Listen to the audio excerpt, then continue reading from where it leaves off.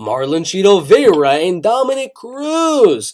In the bantamweight division, the young versus the old, same height, a little bit of a reach advantage for Marlon Cheeto Vera. Kicking advantage, I'm going to go Marlon Cheeto Vera. Got good front kick, as we know, with the Frankie Edgar. Oh, that freaking looked like an alien after that fight. He's got very good kicks. He's good in the clinch as well, but I would say his strength is literally just at range, landing the kicks and then eventually landing some powerful shots. We saw exactly what he was able to do against Rob Font. I mean, he was losing every second of like 4 minutes of round one, and then boom. Boom! He just freaking rocks Rob Font at the end of every single round. I still, to this day, do not know how Rob Font was able to survive all of those big shots at the end of every single round. But I don't think he's gonna rock Dominick Cruz like he was able to with Rob Font. Rob just kind of has a suspect chin to me, in my opinion. Dominick, not really the case. Yeah, he got knocked out by Henry, was a debatable stoppage.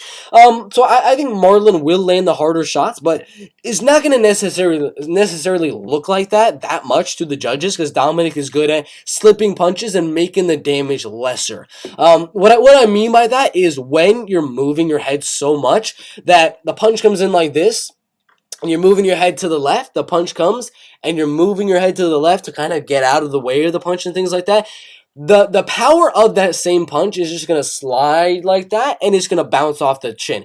It might look like a good, powerful punch, but as Dominick Cruz is slipping those punches, they're not as powerful as they may seem. And with Marlon Cheeto having that power advantage, and with Dominick Cruz having that defensive striking advantage to stay away from those big, powerful shots and make those powerful shots look less than, due to him just being able to slip them and make the damage accumulate less than he was able to against Rob Font. I think that's going to be his game plan here. It's just when he is throwing those powerful shots, he's going to have really good slips, really good head movements, and make those powerful shots just not powerful, and just out volume at range. Because I'm sure Dominick is going to go out there and out volume Marlon Cheeto Vera. It really comes down to, can Dominick Cruz go out there and, land more volume than Marlon and make those powerful shots lesser than? I think he can early on in the fight, round one.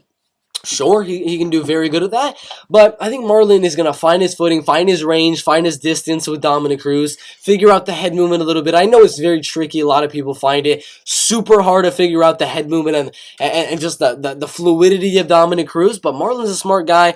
I think he will be able to find out. I mean, not fully figure it out, because no one has been able to, but he'll be able to do it enough to where he'll be able to land those big shots and wow the crowd, wow the judges a little bit. So, yes, Dominick will be landing more volume here, and I can totally see him slipping some of those powerful punches and win a decision.